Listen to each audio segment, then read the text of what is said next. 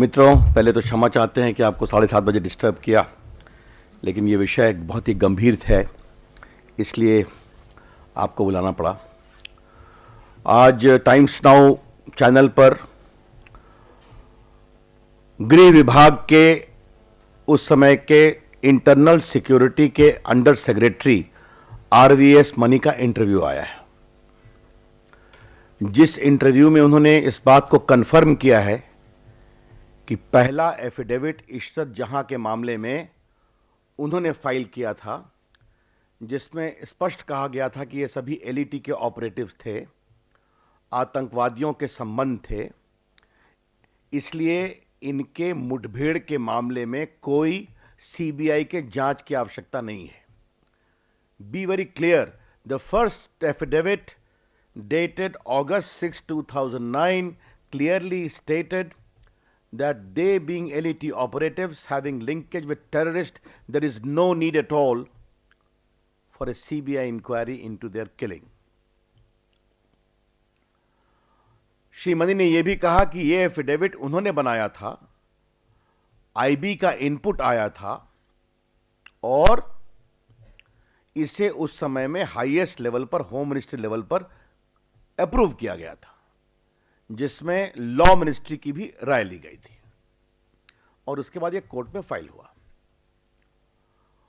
उसके ठीक 1 महीने और 24 दिन के बाद सितंबर 30, 2009 को एक दूसरा एफिडेविट फाइल होता है, जिस एफिडेविट के बारे में उस समय के गृह सचिव पिल्लई साहब ने कहा कि वो एफिडेविट चिदंबरम साहब के लेवल से बनकर आया। उसमें उनके विभाग से कुछ नहीं पूछा गया, उनसे भी नहीं पूछा गया, और आज श्री मनी ने यह कहा है कि मुझे दबाव देकर करके उसको साइन करके फाइल करने के लिए कहा गया। तो और मैं एक बात आपको बताना चाहता हूं कि ये मनी ने आज जो बात कही है, इसके बारे में मीडिया ने पहले में भी बात चली थी, जिसमें यह बात सामने आई थी कि उन्होंने उस समय के गृह मंत्री को एक पत्र लिखकर बताया था अपने रिटायरमेंट के बाद 2013 में कि किस तरह से उन पे ऊपर दबाव दिया गया। तो मनी के ऊपर जो दबाव था, इसकी चर्चा पब्लिक डोमेन में थी। आज आरवीएस मनी ने एक और बहुत गंभीर बात बताई है कि उनको सिर्फ दबाव नहीं दिया गया, उनको टॉर्चर किया गया। The officer was tortured also and the chief of the SIT even sought to burn his pant by cigarette butts. यह क्या हो रहा था? क्यों? कि तुम आईबी के ऑफिसर्स का नाम इंप्लीकेट करो। आज मनी ने 2 बातें और कही हैं कि वो 5 साल से उस सेंसिटिव पोस्ट पर थे और आईबी और रॉ के जितने भी इनपुट्स आए उसको फॉलो करने के कारण कई मिसचैप को अवॉइड किया गया, टेररिस्ट अटैक को अवॉइड किया गया। यूपी का नाम लिया उन्होंने, बाकी देश के बारे में कहा कि यह सेंसिटिव इश्यू मैं बता नहीं सकता, but he was trying to reinforce the credibility of IB information. That in the 5 years I had taken follow-up steps on their inputs, we have succeeded in neutralizing possible terrorist attacks. Therefore, the credibility of these IB officers and the information system was absolutely credible. ये important. अब इसके कारण एक officer को प्रताड़ित किया जाए, और किस लिए? भारत की सुरक्षा के साथ समझौता किया जा रहा है। और इसका कारण क्या था कि यह घटनाएं 2013 की हुई, जब उनको आईबी ऑफिसर्स को नेम करने की बात की जा रही थी। उसका उद्देश्य क्या था? 14 में चुनाव होने वाला था और किसी प्रकार से नरेंद्र मोदी जी और अमित शाह को फंसाने की कार्रवाई, एक और फ्रंट खोला जाए। आपको मालूम है कि उनके खिलाफ तो कई एसआईटी बनी थी, सीबीआई इंक्वायरी हुई थी, उसमें उनको छोड़ा गया, प्रधानमंत्री जी को उस समय। तो जब हाई कोर्ट ने, सुप्रीम कोर्ट ने, हमारा ऐसा सस्पिशन है, this is our reasonable suspicion, कि एक बार जब सुप्रीम कोर्ट ने अपने इन्वेस्टिगेशन में, एसआईटी में, मोदी जी के खिलाफ कुछ नहीं पाया, तो एक और फ्रंट खोलना है। तो फोर्स करो कि आईबी के ऑफिसर्स को नेम करो।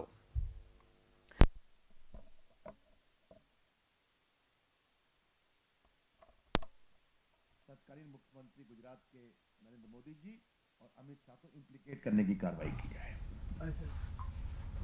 इस पूरे मामले से 3 सवाल उठते हैं। सवाल नंबर 1, इशरत जहां के मरने के बाद तुरंत एलईटी ने उसको अपना ऑपरेटिव बताया था, आपको मालूम है, अपने वेबसाइट पर। नंबर 2, वो गजनी टाइम्स, क्या नाम था, गजवा टाइम्स, जो उनकी पब्लिकेशन है, उसमें भी उसको ओन अप किया गया था। नंबर 3, एनआईए की टीम जब हैडली से बात करने गई थी, तो हैडली ने भी एनआईए को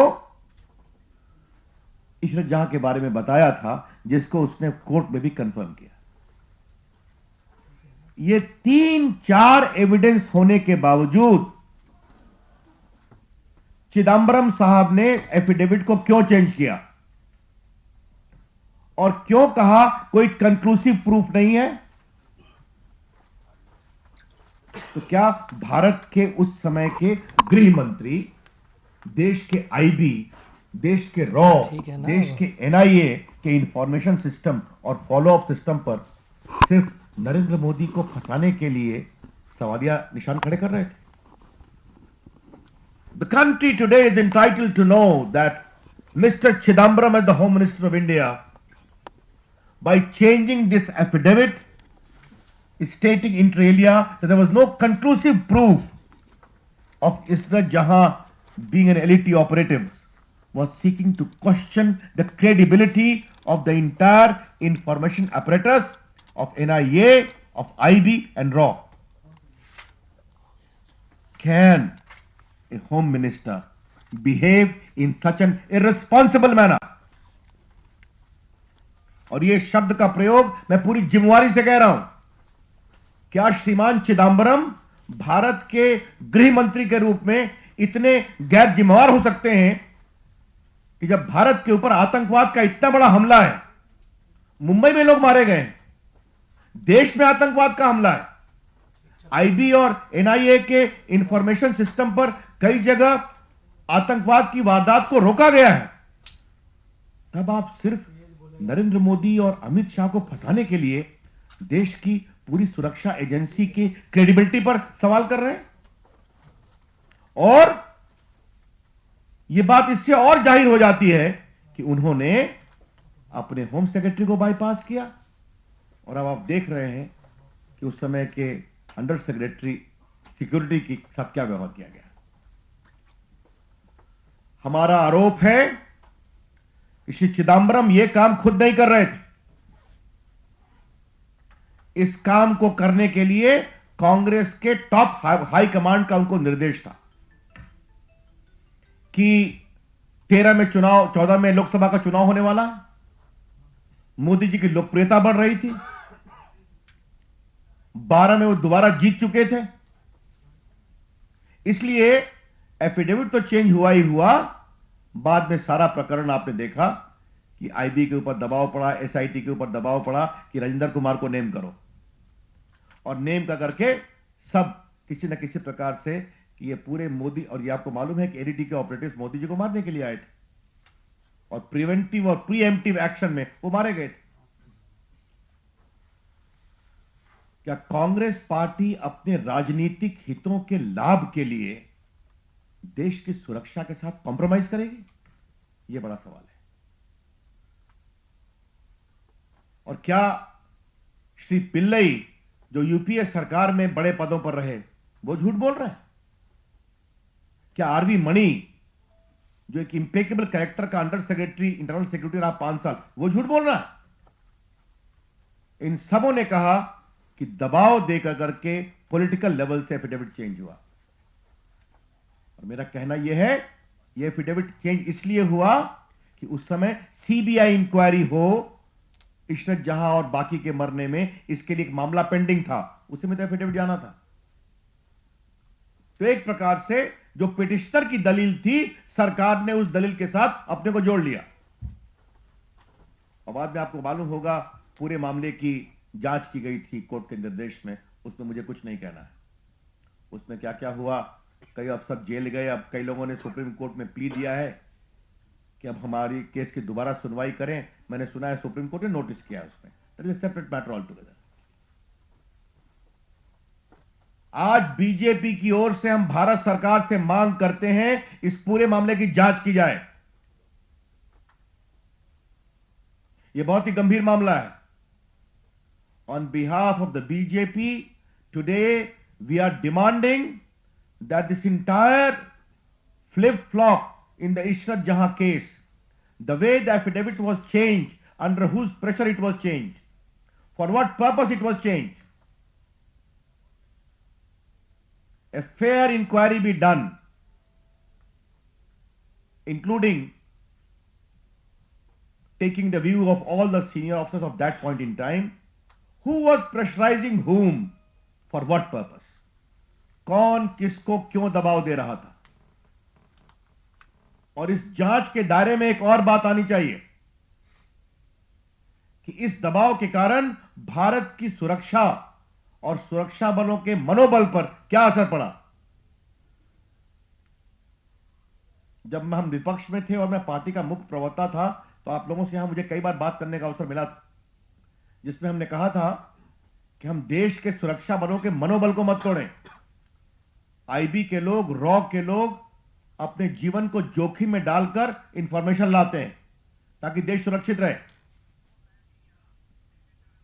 इसलिए हम कांग्रेस पार्टी के पूरे इस आचरण की भर्त्सना करते हैं।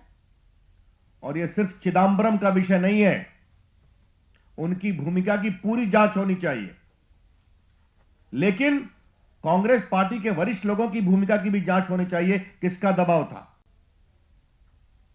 क्या कांग्रेस पार्टी नरेंद्र मोदी के खिलाफ अपने घृणा के कारण देश की सुरक्षा के साथ समझौता करेगी? उनको लग रहा था कि 14 की लड़ाई वो हारेंगे और देश नरेंद्र मोदी की ओर देख रहा था, इसलिए उनको रोकने के लिए एक नया प्रकरण शुरू हुआ था, जिसकी चर्चा आज हुई है कि एसआईटी के चीफ दबाव डाल रहे थे कि आईबी के अफसर्स का नाम दो ताकि इस लिंक को आगे बढ़ाया जाए। इसकी हम बहुत ही भर्त्सना करते हैं और हम उम्मीद करेंगे कि भारत सरकार इस मामले में त्वरित गति से, गंभीरता से जांच कराएगी ताकि सारे तथ्य सामने आए।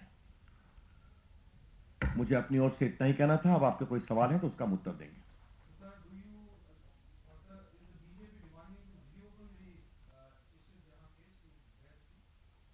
First of all, we are demanding a proper, obviously, we will leave that to the result of the inquiry, because I would not like to prejudge issue today. But today, enough suspicious circumstances have arisen from the statement of then Home Secretary, confirmed by then Under Secretary, that every decision was taken by Mr. Chidambaram, by bypassing them, by changing the complete complexion. और जो मैंने आपको पहले कहा, the first affidavit said they were LET operatives. There is no need for CBI inquiry. And after 1.5 months said there is no conclusive evidence to say so. Therefore, if the court decides, we will cooperate in a CBI inquiry. आप मतलब समझते हैं?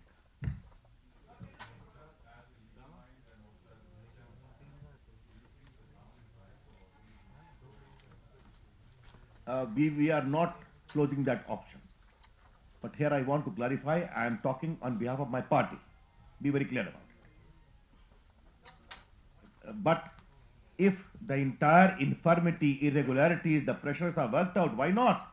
That option should also be kept in mind.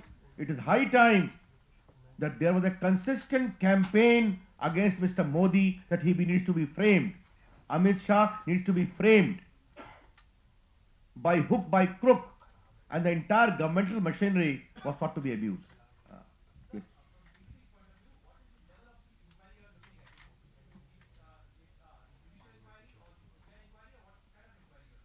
On behalf of the party, we have appealed to the government. We are leaving to the collective wisdom of the government to take a call. Thank you.